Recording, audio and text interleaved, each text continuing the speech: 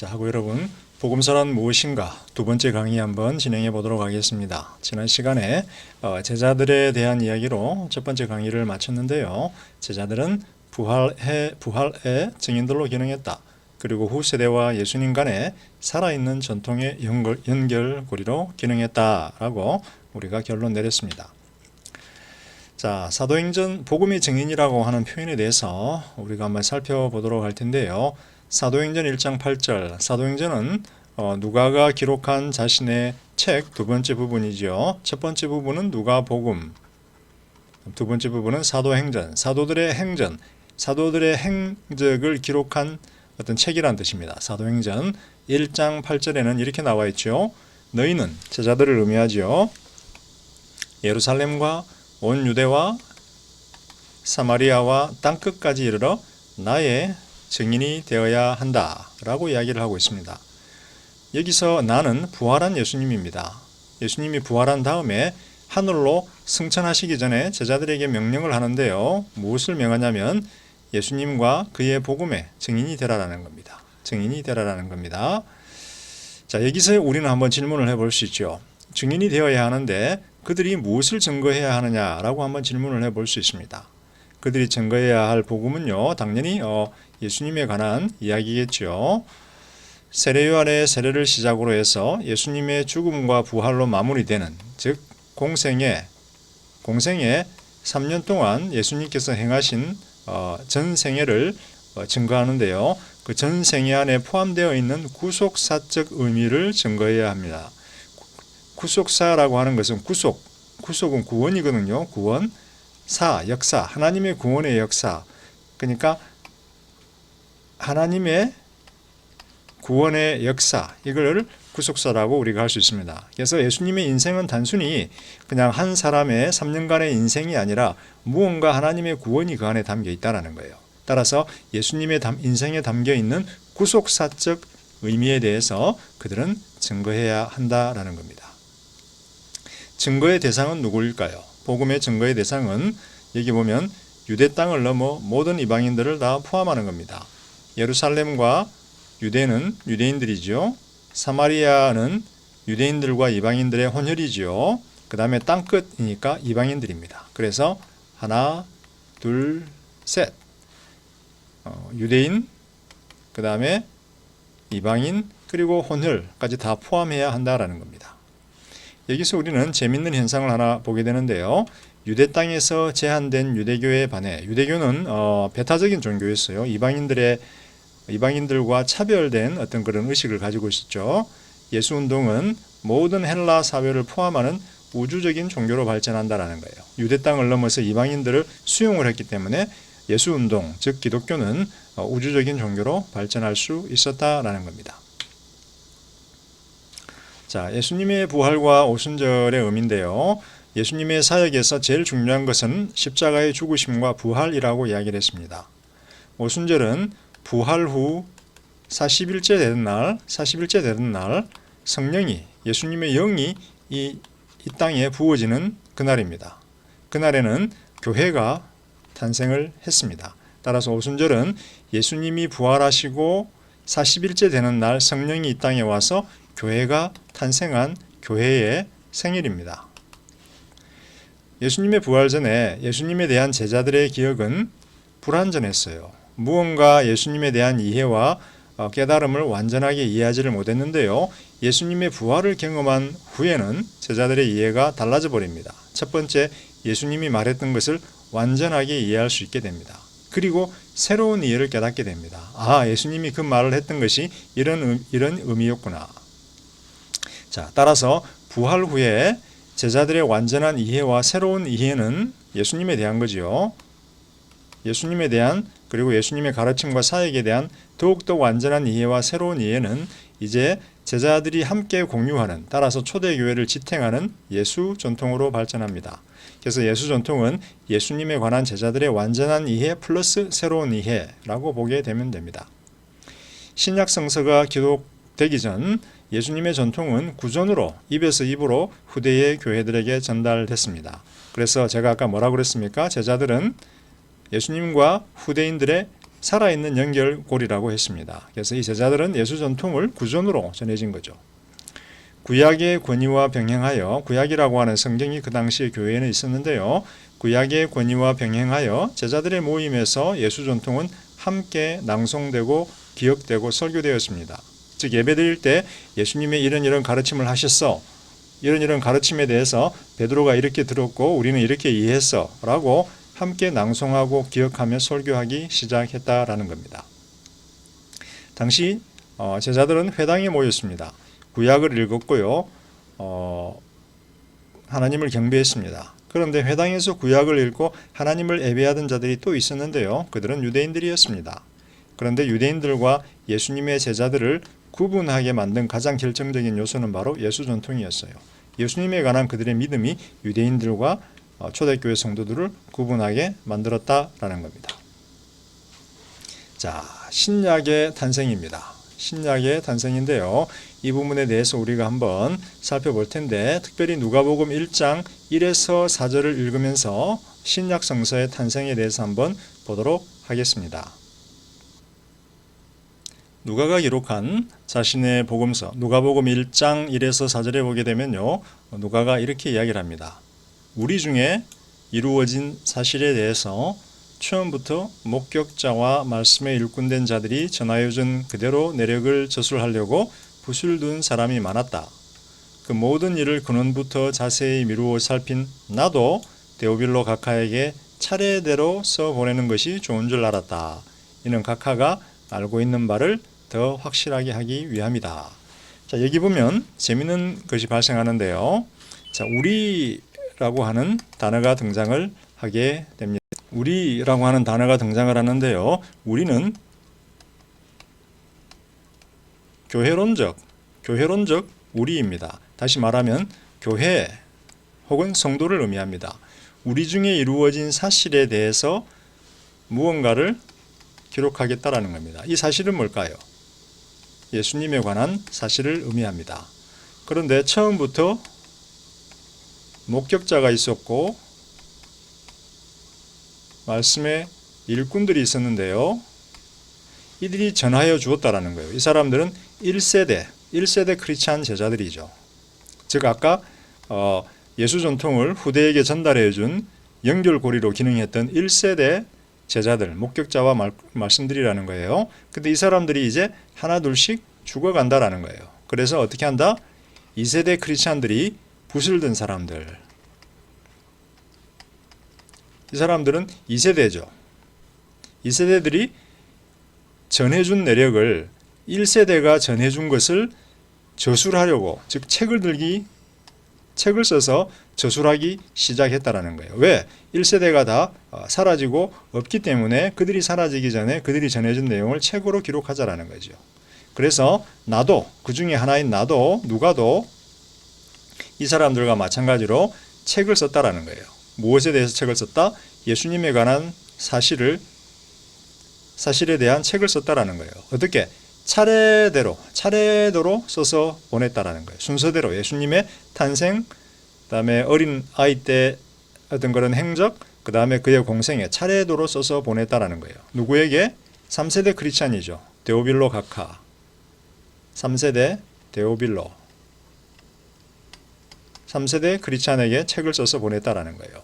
그래서 이 2세대가 1세대가 돌아가기 전에 1세대로부터 받은 내용, 예수에 관해서 받은 내용을 쓴 책이 뭐다? 바로 복음서다라는 거죠. 이 책이 바로, 이렇게 해서 등장하는 책이 바로 복음서다. 이렇게 해서 복음서가 탄생을 합니다. 여기서 신약의 탄생이라고 하지만 누가복음은 우리에게 복음서의 탄생에 대해서 알려줍니다. 복음서의 탄생이고요. 복음서의 기능은 뭐다? 각하가 알고 있는 바를 더 확실하게 해주려고, 즉 이 각하 3세대 크리스찬들이 들은 것, 이렇게 전통이 흘러왔죠. 여러분들이 들은 것에 대해서 알고 있는 바를 더 확실하게 해주기 위해서. 그래서 복음서가 기록된 것은 1세대 목격자들이 전승한 것을 2세대 크리스찬들이 그들이 죽음에 따라서 책으로 기록한 게 복음서다. 복음서의 목적은 바로 3세대가 알고 있는 바, 듣고 알고 있는 바를 더 확실하게 해주기 위해서다라는 겁니다. 복음서의 내용은 예수 그리스도에 관한 사실이었다라는 겁니다. 이제 누가복음은 복음서에 대한 탄생을 이야기해 줬고요. 갈라디아서는 서신서에 대한 탄생을 이야기해 줍니다. 왜냐하면 신약성서는 복음서와 서신서로 기록이 되어 있거든요. 자, 갈라디아서는 바울이 기록한 서신이죠. 갈라디아 교인들에게 보내는 서신인데요. 5장 13, 17절에 보게 되면 이렇게 나옵니다. 형제들아, 너희가 자유를 위하여 부르심을 입었으나 그 자유로 육체의 기회를 삼지 말고 오직 사랑으로 서로 종노릇하라. 온 율법은 네 이웃 사랑하기를 네 자신같이 하라 하신 한 말씀에서 이루어졌나니 서로 물고 먹으면 비참 멸망할까 조심하라. 자, 여기 보면 바울이 네 이웃 사랑하기를 네 자신같이 하라 한 말씀에서 모든 율법이 이루어졌다라는 거예요. 이 말씀은 사실 예수님의 가르침이에요. 마태복음 5장 43, 44절에 발견되는 예수의 가르침이에요. 근데 지금 사도는 무엇을 하고 있나요? 이 말씀을 근거해서 사랑으로 서로 종노릇하라라고 적용을 하고 있죠. 적용을 하고 있다라는 거예요. 그래서 제자들은 단순히 예수님의 가르침에 대해서 그대로 알려줄 뿐만 아니라, 복음서죠. 그대로 알려줄 뿐만 아니라 이게 1번, 두 번째, 그 내용을 교회에게, 성도들의 삶에 적용해서 기록했다라는 거예요. 이 적용한 것을 담고 있는 책이 뭐다? 서신서다라는 거예요. 서신서다. 이렇게 해서 복음서와 서신서가 탄생을 하게 되었다라는 겁니다. 자, 신약성서의 탄생, 제자들, 즉 사도들 1세대지요. 1세대 제자들은 예수와 후대 교회 간에 살아있는 연결점으로 기능했습니다. 따라서 그들은 예수 전통을 만들어 구전으로 제자들에게 예수님에 관한 이야기를 기록했습니다. 그러나 1세대 사도들이 사도들이 죽어가기 전에 구전으로 전승되던 예수 전통은 복음서로 기록이 되기 시작합니다. 복음서가 탄생을 했지요. 동시에 사도들은 예수의 사역과 가르침의 의미를 해석하고요. 그 가르침을 후대 성도들의 삶에 적용하고자 합니다. 우리 갈라디아에서 봤죠. 따라서 서신서가 탄생을 합니다. 이렇게 해서 복음서와 서신서가 1세기 중후반에 1세기 중반 후반에 탄생을 하게 됩니다. 자, 그럼에도 불구하고요. 예수 전통의 일부는 계속해서 구전으로 전달됩니다. 그래서 예수 전통이 구전으로 있었는데요. 예수님이 있고 이렇게 전달이 되고 있었는데요. 일부는 기록이 되고 일부는 구전으로 전승되고 있다라는 겁니다. 자, 여기서 기록된 것은 신약 성서가 되었어요. 그러면 여기서 우리가 질문해 볼 수 있는 건 신약 성서에 기록되지 못했지만 계속해서 구전으로 전승되고 있는 이 예수 전통의 가치는 무엇인가라는 거예요. 신약 성서보다 위대한 것일까요? 신약 성서와 함께 존중해 주어야 되는 걸까요? 아니면 신약 성서와 유사한 권위이지만 신약 성서 아래로 위치해야 될까요? 저는 개인적으로 3번이라고 생각을 합니다. 자, 예수와 복음서.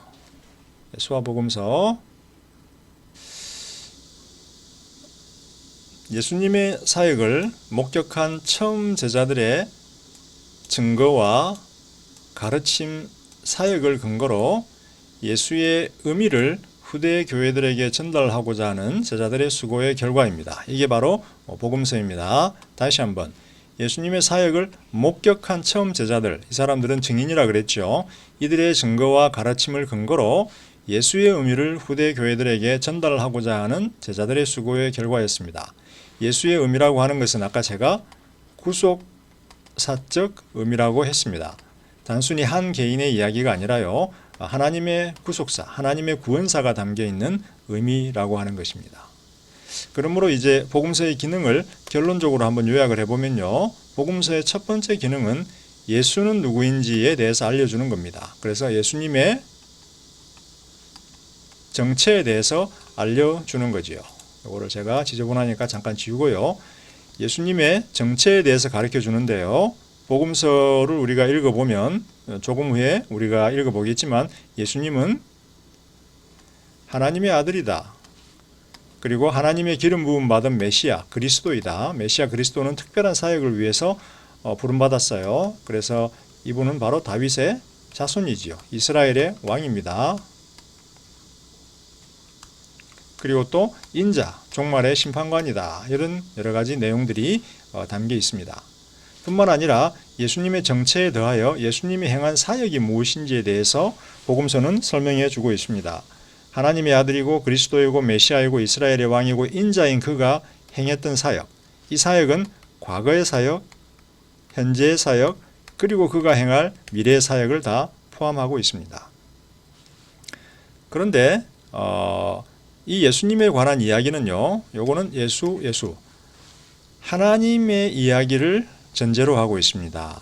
예수님을 이 땅에 보낸 분이 하나님이거든요. 그래서 하나님이 제시한 구원이 무엇인지에 대해서 전달을 해줍니다. 왜냐하면 예수님이라고 하는 분이 여기에 있는데 그 전에 구약이 있고요. 이스라엘의 역사를 통해서 하나님의 구원사가 전개가 되고 있어요. 그래서 예수님은 단순히 복음서는 예수님에 대한 개인적인 이야기를 넘어서서 구약에 드러난 하나님의 구원사에 대한 정보를 전해준다라는 거예요.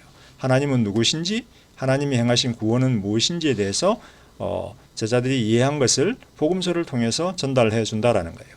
여기서 우리는 1번, 2번은 정기라고 볼 수 있어요. 그죠?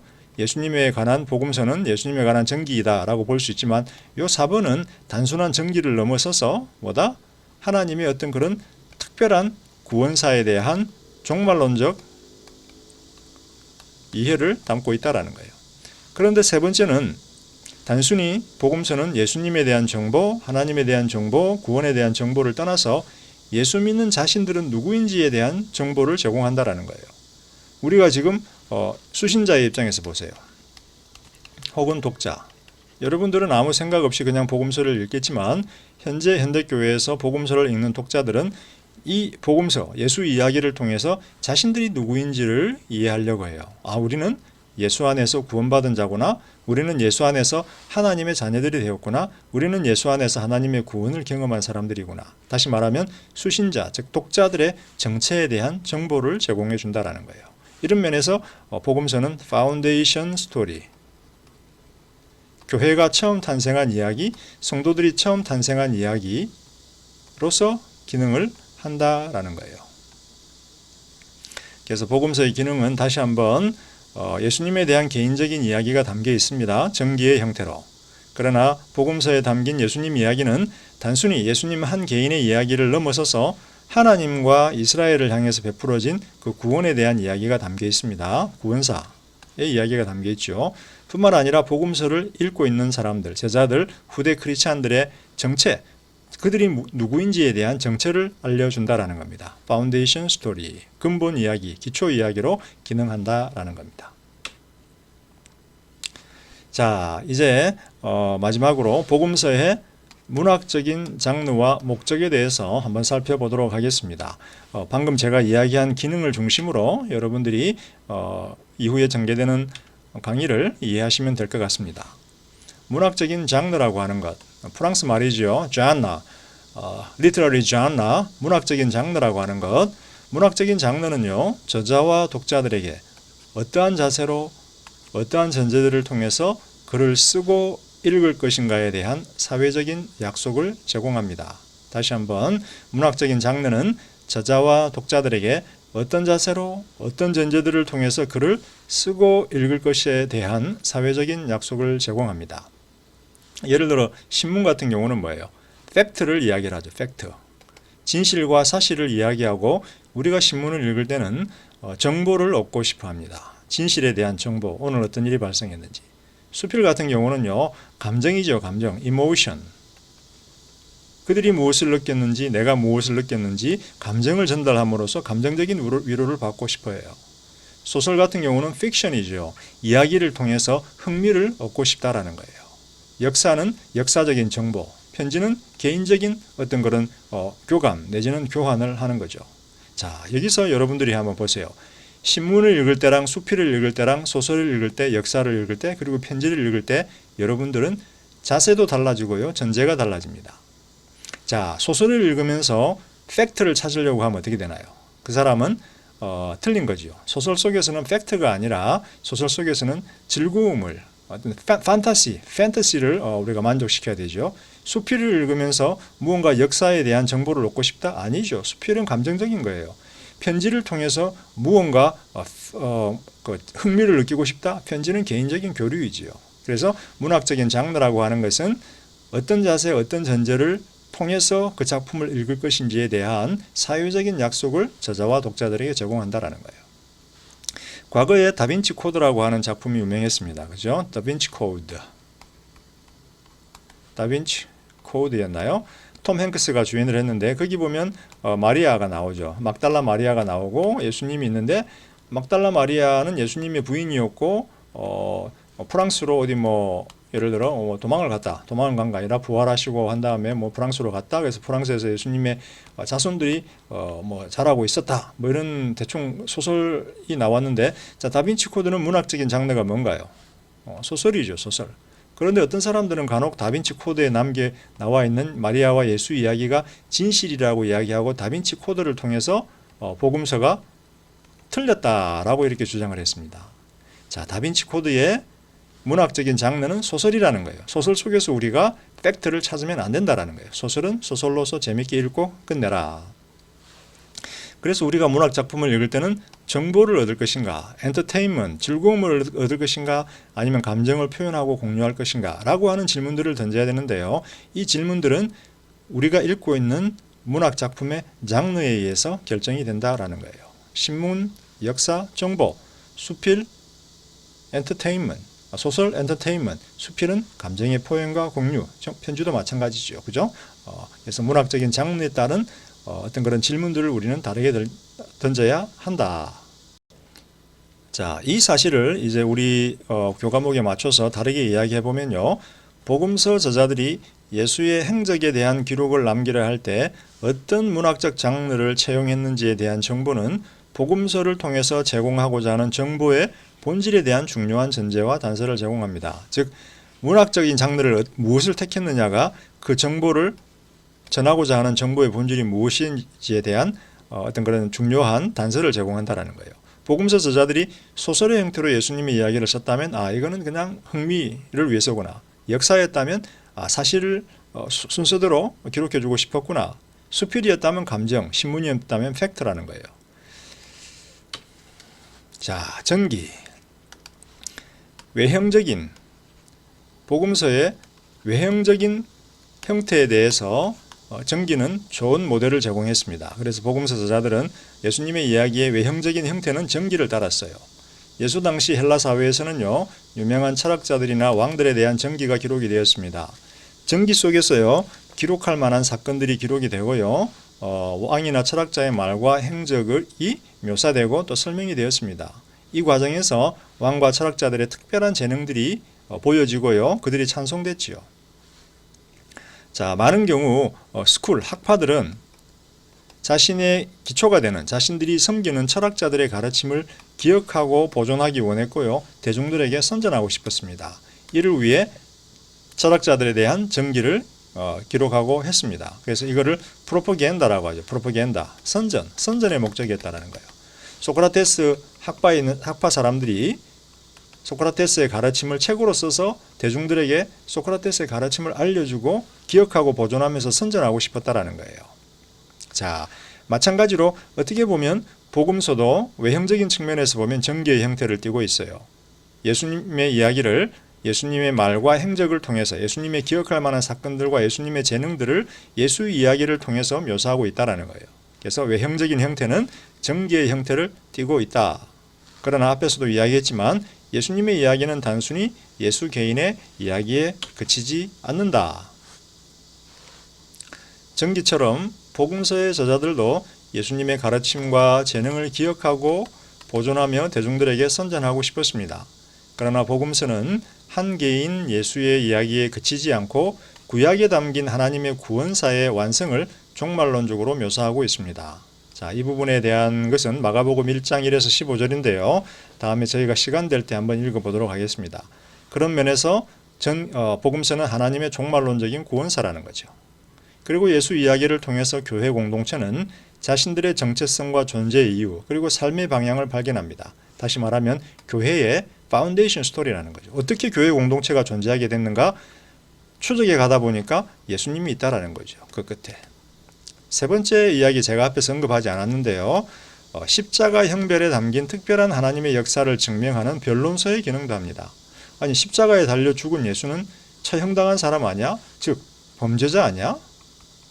그런데 왜 십자가에 달려 죽었는지를 쭉 복음서가 예수 이야기를 통해서 설명을 하는 거예요. 아, 하나님의 구원을 위해서 그가 십자가의 형별을 경험했구나. 변론서의 의미가 탄생한다. 의미가 담겨 있다. 자, 이 모든 것들을 동시에 이루기 위해서 새로운 복음서 장르가 제자들에 의해서 탄생했다.